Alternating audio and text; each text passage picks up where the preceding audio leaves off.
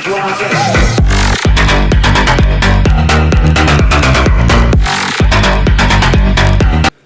and welcome to another edition of SHS Broadcast. I'm Cade Watson with my twin Malcolm Miller. The broadcast team recently captured an interesting job interview on camera. Let's go check that out. Welcome to this job interview. As you know, you have applied for the daycare provider. So let's get started with this interview. All right, how did you discover this position? I walked to the barber shop and I heard some guy talking about it. Okay. How old are you? I would prefer not to answer. Take residence currently. Out back. Out back. You currently hold another job. Yes. Okay, where do you work? I run. I'm a jogger. Prior experience or qualifications do you have that would make you best for this job? Well, obviously beating kids up, telling them that they need to mind. How would you handle a situation concerning a crying child? Just throw them in timeout where they belong. And the slammer, I tell you! How would you handle a situation concerning a defiant child? Well, throw them out back. How would you make your classroom better than it is currently? Put more decor. Would you ever consider a class pet? Sure, why not? And what kind of class pet would you get? A hippo. How big? Huge! Muy grande! Do you get along with fellow employees well in the workplace? No, I hate people. How would you handle a disagreement in the workplace? Fists and throw them out back. Okay, I'll back again. I also like knitting.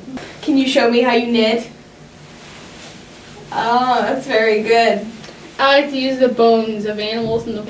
And our final question here is,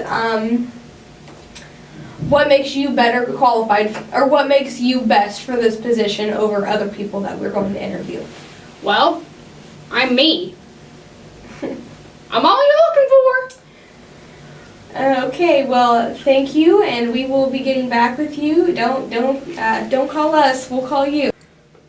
Wow, that was something else. As you all know, Veterans Day is this Friday and our veterans risk their lives for our freedom. Let's take this time to honor our veterans. What branch of the military did you serve in at first? I was in the Army. So you joined because of being drafted, or? I was going to be drafted. I knew the lady I went to school with, her daughter, and she told me that I would probably be drafted in December. And this was, I got out of school in August, and I really didn't want to wait, 3 months doing nothing. So what year did you join the service, and for how long? 1970, October 1970, and I was in for a 2-year enlistment, but the way things broke at the end of the Vietnam War, they had to get rid of, the Congress cut the budget, and we had to get rid of a lot of people. So if you were in before a certain time, you got an automatic 6-month out. So what was your job in the military? Started out in the infantry, which was basically carrying a gun and marching around. And then when I got to Korea, they needed somebody to run an office, so we ran the office to make sure when they left our division, they had all their paperwork. What branch of the military did you serve in? I served in the Air Force. Air Force? Why did you pick that branch? My whole family was Navy. I'm not fond of being in confined spaces and chose to try the Air Force. Is that why you joined confined spaces? No, I joined because I wanted to travel and to see other parts of the world, and that's what I did. You saw a lot of places? Yes, I was in the States. I was in Missouri, Kansas City area, and then from there we went overseas, my husband and I at the time, and went to Ramstein, Germany, and lived there for 4 years. What year did you join the service, and for how long? I joined in '71 and was there for 7.5 years. What was your job in the military? My first assignment at Richards Gebaur Air Force Base was in the supply department, and we were on ground crew to find and ship the parts for planes that were in Vietnam that had gone down. We again say thank you for all your sacrifices. Now let's check out some movie scenes with Donald Trump.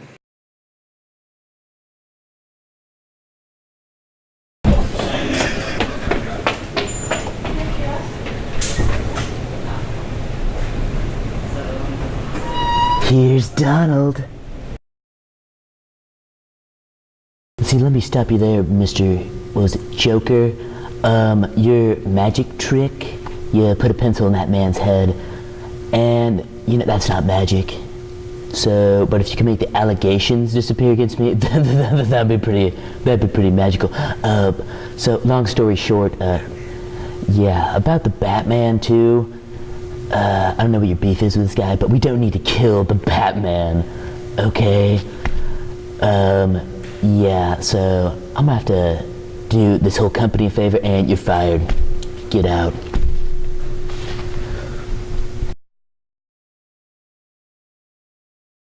Donald Jr., I am indeed your father.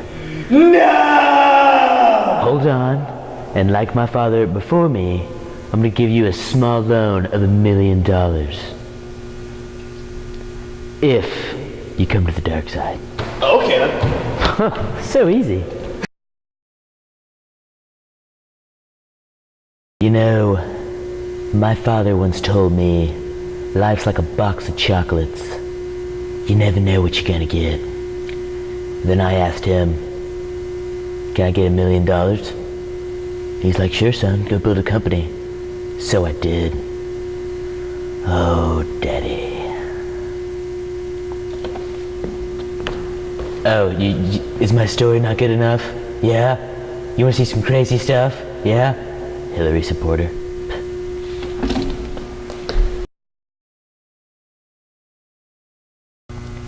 What if I told you that you're living in an illusion created by Obama, created by Hillary, the whole Clinton cartel? You're living in a lie, a false America. So you have one of two options. You take the blue pill, you stay in the same America ran by the Clintons and Obama. Or you take the red pill and you will make America great again.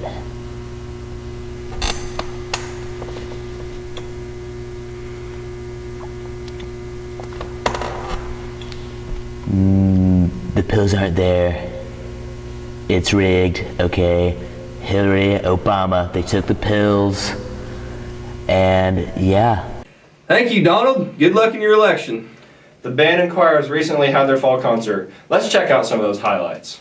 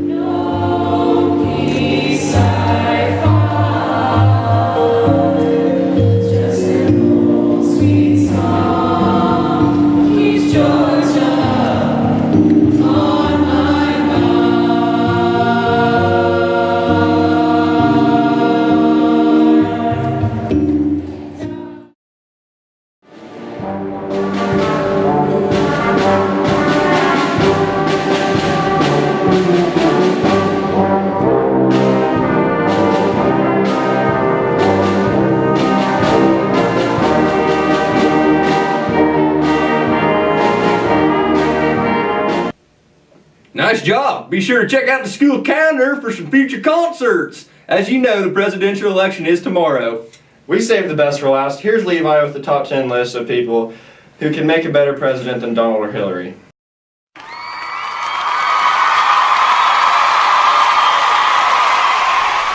Welcome to the Late Morning Show. I'm Levi. Now, as I'm sure you know, our presidential election is just around the corner.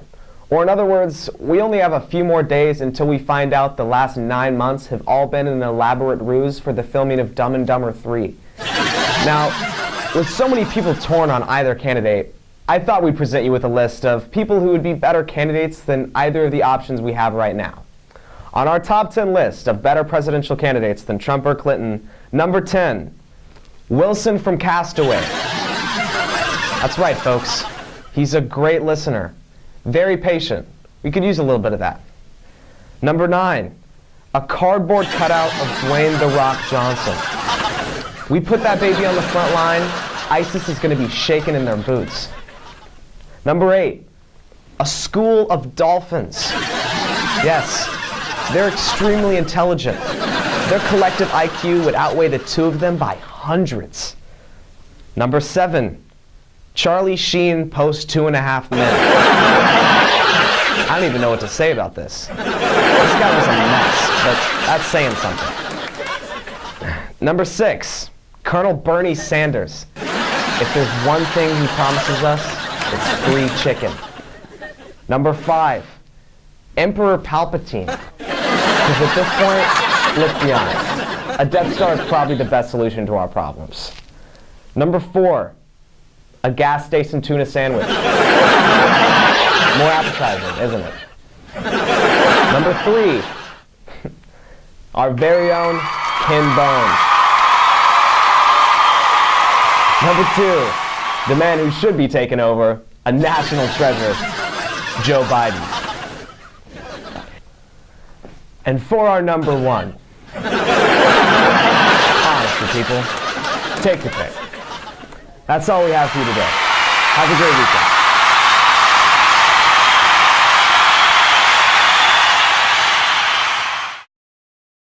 Thanks, Levi. Hot Rod Joe was sure one of my faves. Well, that's all we have for now. Tune in next week for another broadcast. Got the whole thing wobbin', wobbin'.